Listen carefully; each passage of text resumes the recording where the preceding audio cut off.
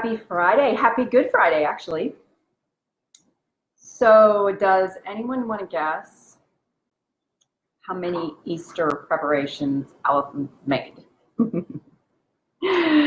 0. That's right. I have done literally nothing to get ready for Easter. Kind of proud of myself for that. And we're hosting, which makes that even more of an accomplishment. So anyway, yeah, it's all going to get done. I've always been a procrastinator on Easter. I don't know why. Even when our kids were little, I was always the mom that was out like the night before, buying candy at Target, getting whatever's left over, and throwing their baskets together. And usually scrambling to get outfits together for the whole family too. Like we never had the right dress clothes for everybody, and the kids would grow. I think it's because Easter is like the first really big spring holiday, so they grew out of everything from the season before, and I've just always been a mess on Easter. I guess that's what I'm saying. So raise your hand if you're with me.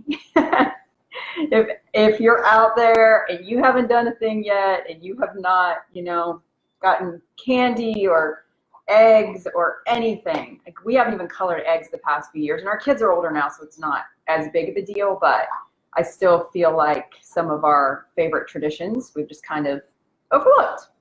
So anyway, I'm gonna get back on track today. I am excited though that we are hosting, because we're gonna have little ones in the house. My niece is bringing her 2 little babies, and we're gonna have an almost 2-year-old and almost 2-month-old. So I'm excited about that. We're going to do an egg hunt. And so Craig had this bright idea that he was going to rent a bunny costume. And I said, no, not a good idea. And he showed me a picture of it, and it was like this demented looking bunny. So it was really not a good idea at all. And I was thankfully able to talk him out of that. And like, we do not need to traumatize these poor little girls at Easter, and you do not need that demented bunny costume. So he decided against that, which I'm very happy about. So anyway, all right, so to today's topic. Sometimes I plan out coffee chats weeks in advance, and I think, this is a great topic. I've got material on this. We're going to cover this. Or, it's something that you may have asked me about specifically. And then sometimes it just comes to me. And this was one of those weeks where I really felt like I was meant to do this coffee chat today. And I'll tell you why. So let's go back to Monday. I got this motivational video in my inbox, and I'm a personal development junkie, and I subscribe to all these different videos and podcasts and emails and you name it. I have to mention my new coffee mug, by the way. Busy introverting, so perfect. So anyway, back to the video. I was watching this video, and it was about ways to turn a bad day around. And I wasn't going to watch it because I was like, this isn't really applicable right now, but I decided to watch it anyway. It was only 5 minutes long, and it was really good. And I thought, gosh, I need to remember this stuff. Like next time I have a bad day, I am going to commit this to memory. I even wrote down some of the tips in my prayer journal that day. So I was like, I want to go back and recall this and make sure that I remember these things. So that was number one thing that happened. Then the second thing that happened, and this was totally coincidence. So we have a weekly team building question that my business manager, Lauren, posts for us in Slack. And it's a really cool way for us to get to know each other better. Team GYPO is all virtual. We're spread out all over the place, and we don't really get to interact in person, and maybe on video occasionally, but never really in-person interactions. So it's nice to have a way for us to get to know each other on a more personal level. So every week she posts these questions in our team building thread, and then we all answer them. And her Monday question was, what do you do to turn things around when you're having a bad day? And I was like, I knew that she didn't see the same motivational video as me. So, and she plans out these questions weeks in advance too. So I was like, wow, this is really hitting home. Like this twice in one day. I feel like, these are some tips I'm supposed to learn from, or something I'm supposed to contribute. So of course I answered in the thread some of the things that I do, and shared a few of the things that were in the video that I watched too. And then Tuesday morning, I woke up and I had a bad day. I'm just going to put it out there. I had a bad day. And I don't have bad days often. And I'm not saying that to brag or to act like, oh gosh, I'm so above bad days, because I'm not. Trust me. I feel like at this point in my life and with everything that I have going on with my businesses, I probably have more challenges than I've ever had before at any point in my life.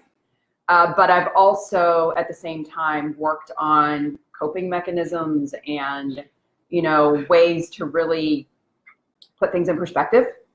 And I think that's one of the gifts too of getting older, is that we don't sweat the small stuff as much, right? So a lot of the stuff usually just rolls off. But this one was a little bit different because it was a buildup of things. And I find with me that if I let things fester over the course of several days and they accumulate, then they kind of all hit me at once. And that's usually when I end up having a bad day. And I'm not talking about catastrophic event bad days. That's something totally, totally different. And the tips that I'm going to give you today aren't really so applicable to that type of thing. But if you're just having your run-of-the-mill, you had a bad day, just like the song, then I'm going to share some of my tips and tools with you that I've learned and what really helped me on Tuesday. So you go back to my Tuesday meltdown. Let's just call it that. So I was standing in the kitchen. I was staring into the cabinet. Craig walked downstairs. He works from home too. He's got an office upstairs. I have one downstairs. And sometimes we don't see each other like all day long. It's crazy. We're passing ships. But anyway, he came downstairs and I was just standing there staring. And he said, "What's wrong?" And I, forced the fake smile. I was like, "Nothing," because I didn't even know where to start. Like, I didn't even know how to express myself at that point about like what had been building up and what was going on in my mind. And I tend to do that a lot. I just kind of hold things in. And I have to throw this out there. I talk a lot about my personal experiences. It's not because I like to talk about myself all the time. As an introvert, I don't. But I feel like part of my reason for being here and doing what I do is that I'm meant to share my experiences with other people. And that there's something in there that maybe like there's some tip or trick or something that I've learned that can help others. And that's why I share a lot of these life experiences and things that happen. So just wanted to throw that out there. Anyway, back to the story. So I'm standing there staring into the cabinet, doing nothing. He's like, "What's wrong?" I say nothing. He said, "Oh yeah, there's definitely something wrong." And then he looked back at me and I had just tears welling up in my eyes, and he comes running over and just gives me a big hug, and I just collapsed and started sobbing into his chest. And he was totally freaked out. I don't break down often. I tend to hold in my feelings a lot. So then when they do come out, it's like this big flood of emotion. And he's like, "Oh my gosh, what is going on? What can I do to help you? How can I fix this?" Like going into his mode of wanting to fix things for me, which I totally appreciate. And I just said, "There's nothing you can fix right now. This is just a buildup of things that's been happening for several days. It started the Friday before. There was something that I felt like was a really good opportunity for me. And over the course of several days, I peeled back the layers on it a little bit and realized that maybe it wasn't the right opportunity for me. And I felt like, I was at a place of being frustrated and feeling like there was something that I was ready for but wasn't happening. And it's kind of been a theme over the past few years for me. And he knows this. Like I'm so hard on myself. I give grace in spades to everybody else in my life, but not to me. And I know that that's not good. It's part of what motivates me and drives me, but it's also something that I think to an extent probably holds me back too. So, I was kind of expressing this to him and saying, just expressing the frustration and everything that was going on. And he took me into my study, sat me down, said, "Let's just get out a piece of paper, and I want you to write down the top 3 things that are frustrating you right now." And I did that. And then he said, "And on the back side of the paper, I want you to write down the top 3 things that are bringing you joy, not only right now, but like consistently bring you joy." And I did that too. So we went through the frustrations list, and I realized that there were solutions there. I just couldn't see the forest for the trees, because Tip number one that I'm going to talk about is really just writing things out, because when you write something, it removes you from the situation and you can get amazing clarity. So if you're ruminating on something, if you have a problem, if there's something that's frustrating you or you're having a bad day, sit down and write it out. And write out the reasons why it's frustrating you, or, just write about the problem itself, and you might just get clarity simply from doing that. But there's something about taking pencil to paper or you're typing on your keyboard that truly brings about some clarity in the situation. And just doing that alone was very, I don't want to say calming, but I guess, yeah, it just had a calming effect on me and helped me to see that these were problems, but they also had solutions. So that was my first tip. And then when we flipped to the joy side, I started crying again because I realized that the things that I listed on there were things that I have in my life abundantly, like health and spending time with my family and good relationships. And when it comes right down to it, at the end of the day, I have so many things to be joyful about. And, it's so cliche to say that gratitude is the thing that turns everything around, but it truly is. So after I did that exercise, I was feeling so much better. And, we then took a walk with the dogs after that. And I just got a little bit of space from being in my office and ruminating over things, and got out in fresh air and sunlight and got a little bit of exercise. And I was feeling so much better by afternoon, like night and day difference. It truly did turn the bad day around. So, some of the tips, I'll just run through these really quickly, that really work, not just for me, but I did a little bit of research on this too, just to see what, some experts have to say on this topic. And definitely talking it out is number one. Obviously just talking through things helps drastically. So call up your spouse or your sister or your friend or somebody that you can talk to, because when you hold things in, it's not going to help. You've got to have that outlet to talk things through. So that's tip number one. Number two is write it out. You can do something like I did. It doesn't even have to be as structured as that, but you can write out, your top 3 things that are frustrating you, or what about this situation you wish you could change, what about it you can't control.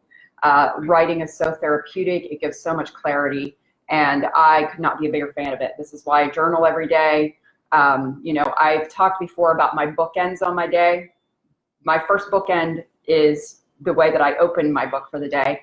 I have my devotion and journaling time with a cup of coffee before I dive into anything else. Like, I don't get online, I don't check email. I have that time where I set my intentions for the day, and I do writing during that time of the day. And then I have a bookend at the end of my day too, because I work from home. I need to have these structures and these practices in place that really help to signify to me that this is a transition in my day, and bookends are great for that. So I don't typically journal at the end of my day. I've done it before though. I've sat down and journaled right in the middle of the day if I felt like I needed it enough. But at the end of my day, my bookend is usually I'll just sit down in our front room, and I may read a book for a little while, or, Craig and I will chat about our day, since we don't really talk throughout the day, even though we're in the same space. But it's just really important to have those transition periods. And I find that they also, if I am having some frustrations or difficulties or setbacks or disappointments or whatever I've dealt with that day, just having that bookend at the end of the day to talk through it, get it out, and move on helps drastically. It just really sets the intention for the evening that I'm leaving that behind and I'm transitioning into relaxation time and spending quality time with my family. So writing it out is super important. Go outside. I love being outside on sunny days. I love being out in nature, and it just truly gives you some new perspective. I like to go for a walk or a hike or take the dogs out or something. Even, doing yoga indoors if you can't get outside, if it's, a yucky day out. But just getting away and getting that new perspective sometimes will give you clarity on a situation and make you feel better. This next one is one that works really well for me personally. You might not be an animal person, but I love animals. I think the older I get, the more connected I feel to them too. I don't necessarily say in my 20s or 30s I felt this way as much, but I think it's because we had little kids around all the time. But now that I'm older, I just feel like this connection with animals, like our 2 dogs, we have a golden retriever and a husky, and just they're so innocent and joyful, and there's so much to be learned from animals. And it's like impossible to be in a bad mood if you're just really sitting there enjoying time with them and petting them. And we have a horse, and she's just like, when I'm around her, and I'm not a horse person, I've been terrified of horses my whole life, and they know that, but feel like I have a connection with our horse, and she feels that with me too. And when I'm around her, I just feel like this calming, peaceful presence with her. So animals can definitely turn around a bad day if you're an animal person. And lastly, of course, is counting your blessings. Again, it's so cliche, but it absolutely works. Gratitude is so powerful, and it can turn anything around. So if you don't have a practice of gratitude journaling yet, or just really thinking about this on a daily basis, it truly has the power to change everything.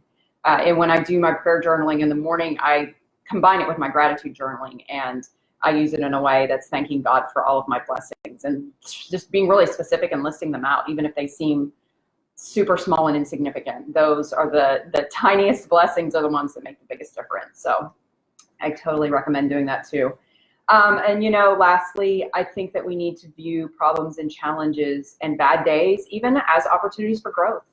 Problems are there, they exist for a reason. They challenge us in ways, and they're always going to be there. So sometimes we just have to embrace it instead of fighting back against it. And that's an important thing, is just to really have that acceptance that this is here for a reason, and there's something to be gained and learned from it. So I've done coffee chats on here before about my do good, feel good list, and some of these things are on that, but I have a more extensive version of this that you can download and fill out for yourself.